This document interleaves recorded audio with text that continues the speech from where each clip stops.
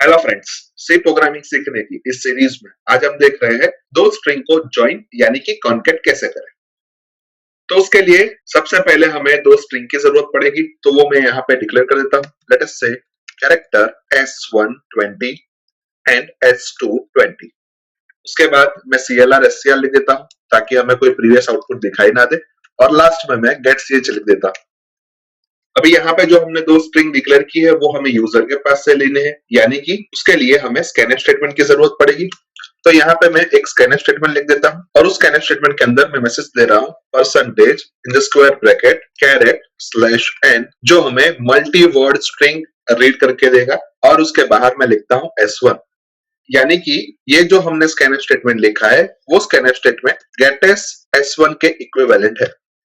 अब इस स्कैनफ के ऊपर हम एक प्रिंटफ स्टेटमेंट लिख देते हैं और उस प्रिंटफ स्टेटमेंट के अंदर हम मैसेज दे रहे हैं एंटर अ स्ट्रिंग।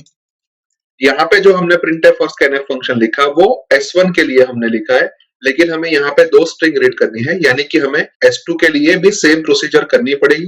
तो इसी कोड को मैं कॉपी पेस्ट कर देता हूँ और जहां पे हमने s1 लिखा है वहां पे हम s2 कर देते हैं। मैसेज के अंदर भी हम थोड़ा बहुत चेंज कर देते हैं। उसके अंदर पहले करते हैं एंटर फर्स्ट स्ट्रिंग और सेकंड मैसेज के अंदर हम करते हैं एंटर सेकंड स्ट्रिंग। अभी सपोज हम ऐसा एज्यूम कर रहे हैं कि s1 की वैल्यू हेलो है एंड s2 की वैल्यू वर्ल्ड है, यानी कि अगर हम ये दोनों स्ट्रिंग को ज्वाइन करें तो हमें आउटपुट के तौर पे हेलो वर्ल्ड मिलना चाहिए। अभी हम सब जानते हैं कि h और कुछ नहीं है लेकिन हमारी फर्स्ट स्ट्रिंग का फर्स्ट कैरेक्टर, या फिर हम ऐसा भी बोल सकते हैं कि हमारी कैरेक्टर एरे का फर्स्ट कैरेक्टर है। तो उसके लिए हम ऐसा भी लिख सकते हैं कि s1 of 0। Same way e s1 of 1 है, same way l s1 of 2 है, same way second l s1 of 3 है, एंड सेम वे o है वो s1 of 4 है। और हमने प्रीवियस वीडियोस के अंदर देखा था कि कोई भी स्ट्रिंग हम यूजर के पास से लेते हैं तो C उसको नल कैरेक्टर से टर्मिनेट करता है, यानी कि हम ऐसा बोल सकते हैं कि नल कैरेक्टर s1 of 5 है। अभी सेम चीज हमें s2 के लिए भी देखनी पड़ेगी, यानी कि हम ऐसा बोल सकते हैं कि w और कुछ नहीं है लेकिन s2 of 0 है, o और कुछ नहीं है लेकिन s2 of 1 है, r और कुछ नहीं है लेकिन s2 of 2 है, l और कुछ नहीं है लेकिन s2 of 3 है, एंड d और कुछ नहीं है लेकिन s2 of 4 है। अभी s2 भी नल कैरेक्टर से टर्मिनेट होती है, यानी कि हम ऐसा बोल सकते हैं कि नल कैरेक्टर और कुछ नहीं लेकिन s2 of 5 है। अब ये दोनों स्ट्रिंग को हमें मर्ज करना है, यानी कि हमें एक तीसरी स्ट्रिंग लेनी पड़ेगी, और जो हमारी तीसरी स्ट्रिंग होगी s3, उसका फर्स्ट कैरेक्टर और कुछ नहीं लेकिन हमारी पहली स्ट्रिंग का फर्स्ट कैरेक्टर होगा, यानी कि हम सिंपली लिख सकते हैं कि s3 of 0 is nothing but s1 of 0। Same way, S3 of 1 is nothing but S1 of 1. Same way, S3 of 2 is nothing but S1 of 2. Same way, S3 of 3 is nothing but S1 of 3. Same way, S3 of 4 is nothing but S1 of 4. And last में जो नल character आता है उसको हमें अभी copy नहीं करना, क्योंकि अगर हम जॉइंट स्ट्रिंग को ध्यान से देखें तो उसका नेक्स्ट कैरेक्टर जो भी है वो w है, और w और कुछ नहीं लेकिन s2 of 0 है, यानी कि हम ऐसा बोल सकते हैं कि s3 of 5 is nothing but s2 of 0। Same way s3 of 6 is nothing but s2 of 1। Same way s3 of 7 is nothing but s2 of 2। Same way, S3 of 8 is nothing but S2 of 3. Same way, S3 of 9 is nothing but S2 of 4. और अभी second string का भी नल character आ गया, यानी कि अभी यहाँ पे हमें स्टॉप हो जाना है, यानी कि हमें लास्ट में S3 of 10th नंबर की पोजीशन पे नल कैरेक्टर स्टोर करना पड़ेगा।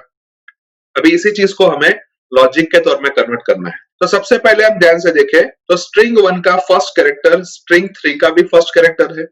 सेम वे स्ट्रिंग 1 का सेकंड कैरेक्टर स्ट्रिंग 3 का भी सेकंड कैरेक्टर है, और ऐसे करते हम आगे जाए तो स्ट्रिंग 1 का फिफ्थ कैरेक्टर स्ट्रिंग 3 का भी फिफ्थ कैरेक्टर है, यानी कि हम ऐसा बोल सकते हैं कि जो स्ट्रिंग 1 की जिस पोजीशन पे जो भी कैरेक्टर है वही कैरेक्टर स्ट्रिंग 3 की उसी पोजीशन पे है, यानी कि हम सिंपली ऐसा बोल सकते हैं कि अगर हम 0th नंबर की पोजीशन से स्टार्ट करें और लूप को एग्जीक्यूट करें और सिंपली वहां पे ऐसा लिख दे कि S3 of I is nothing but S1 of I, तो परफेक्टली वैलिड है।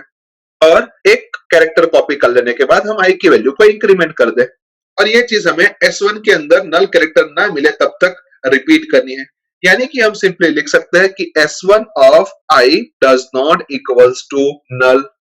यानी कि हम बोल सकते हैं कि जब हमारा ये लूप टर्मिनेट हो जाए उस वक्त हमारे पास I की वैल्यू 5 होगी एंड उसके बाद हम ध्यान से देखें तो S2 का फर्स्ट कैरेक्टर S3 का 6th कैरेक्टर है, S2 का सेकंड कैरेक्टर S3 का 7th कैरेक्टर है, S2 का थर्ड कैरेक्टर S3 का 8th कैरेक्टर है।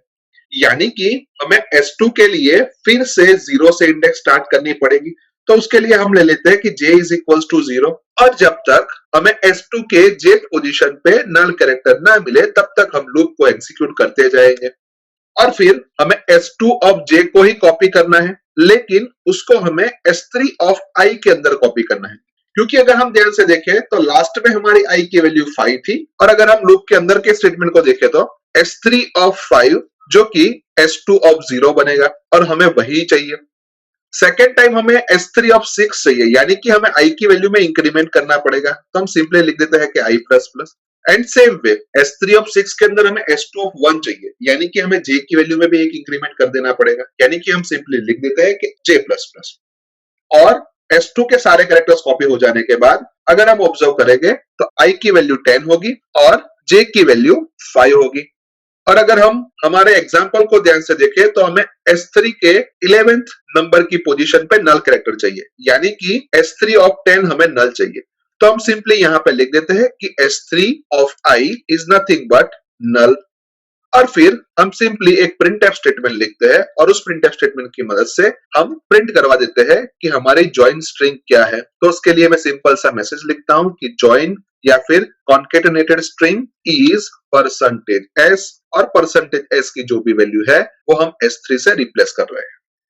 अभी लूप को हम ध्यान से देखें तो लूप के अंदर हमने I और J दो वेरिएबल का यूज किया है, लेकिन उसको हमने ऊपर डिक्लेयर नहीं किया। तो सबसे पहले हम उन दोनों वेरिएबल को ऊपर डिक्लेयर कर देते हैं। Let us say integer I as well as J and हमने S3 करके एक स्ट्रिंग का भी यूज किया है, तो हमें वो भी डिक्लेयर करना पड़ेगा। तो वो यहाँ पे वो भी डिक्लेयर कर देता हूँ। लेट अस से S3 40, क्योंकि अगर हम S1 20 कैरेक्टर की स्ट्रिंग ले और S2 20 कैरेक्टर की स्ट्रिंग ले तो दोनों को अगर मर्ज करते हैं तो वो 40 कैरेक्टर तक की होनी चाहिए। और फिर अब प्रोग्राम को सेव कर देते हैं। उसके बाद प्रोग्राम को कंपाइल करते हैं। कंपाइलेशन में कोई भी एरर नहीं आई तो प्रोग्राम को रन करके देख लेते हैं। जहां पर मैं फर्स्ट स्ट्रिंग के तौर पे हेलो इंसर्ट कर रहा हूं और सेकंड स्ट्रिंग हमें पूछता ही नहीं, जो कि गलत है। अभी यहाँ पे हमें फर्स्ट स्ट्रिंग यूजर के पास से मिल रही है, लेकिन सेकंड स्ट्रिंग यूजर के पास से हमें नहीं मिल रही, क्योंकि जब भी हम स्कैनफ स्टेटमेंट का यूज कर रहे हैं तो स्कैनफ स्टेटमेंट एक बफर का यूज करता है। यानी कि जब हम फर्स्ट स्ट्रिंग के तौर पे हेलो इंसर्ट कर रहे हैं तो हेलो वो S1 के अंदर स्टोर करके दे रहा है और जब भी हम एंटर प्रेस कर रहे हैं वो एंटर बफर के अंदर स्टोर हो जाता है। और जब भी हम सेकंड टाइम स्कैनफ स्टेटमेंट का यूज करते हैं उस वक्त S2 के अंदर वो /n स्टोर करके दे देता है, जो कि गलत है। यानी कि हमें एक स्ट्रिंग रीड कर लेने के बाद बफर को क्लीन करना पड़ेगा और उसके लिए हम इनबिल्ट फंक्शन फ्लश ऑल का यूज कर सकते हैं, जो हमें सारे बफर को क्लीन करके दे देता है। इसके अलावा हम स्कैनफ की जगह पे गेट स्टेटमेंट का यूज करें तब हमें ये फ्लश फंक्शन का यूज करने की जरूरत नहीं। तो अभी एक और बार प्रोग्राम को सेव कर देते हैं। उसके बाद प्रोग्राम को कंपाइल करते हैं। कंपाइलेशन में कोई भी एरर नहीं आई तो प्रोग्राम को रन करके देख लेते हैं। जहां पे मैं फर्स्ट स्ट्रिंग के तौर पे हेलो इंसर्ट कर रहा हूं और सेकंड स्ट्रिंग के तौर पे वर्ल्ड इंसर्ट कर रहा हूं और हमें आउटपुट के तौर पे मिल रहा है जॉइंड, यानी कि कॉन्केटेनेटेड स्ट्रिंग इज हेलो वर्ल्ड, जो कि परफेक्टली सही है, क्योंकि अभी अभी हमने इन दोनों स्ट्रिंग को मैन्युअली मर्ज करके देखा है। एक और बार प्रोग्राम को रन करते हैं। जहां पे मैं फर्स्ट स्ट्रिंग के तौर पे कंप्यूटर इंसर्ट कर रहा हूं और सेकंड स्ट्रिंग के तौर पे इंजीनियरिंग इंसर्ट कर रहा हूं और हमें आउटपुट के तौर पे मिल रहा है जॉइन, यानी कि कॉन्केटेनेटेड स्ट्रिंग इज कंप्यूटर इंजीनियरिंग, जो कि परफेक्टली सही है। पर ये दोनों स्ट्रिंग को हमने मैन्युअली मर्ज करके नहीं देखा, पर आप खुद उसको मैन्युअली मर्ज करके हमें जो आउटपुट मिल रहा है उसको वेरीफाई कर सकते हो। यानी कि हम ऐसा बोल सकते हैं कि इस प्रोग्राम के थ्रू हम 20 कैरेक्टर तक की दो स्ट्रिंग को इजीली ज्वाइन कर सकते हैं।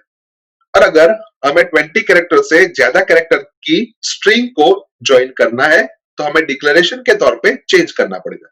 लेट अस से सपोज हमें दो 50 कैरेक्टर तक की स्ट्रिंग को मर्ज करना है, तो हम डिक्लेरेशन के अंदर S1 20 की जगह पे S1 50 कर देंगे, S2 20 की जगह पे S2 50 कर देंगे और S3 40 की जगह पे S3 100 कर देंगे।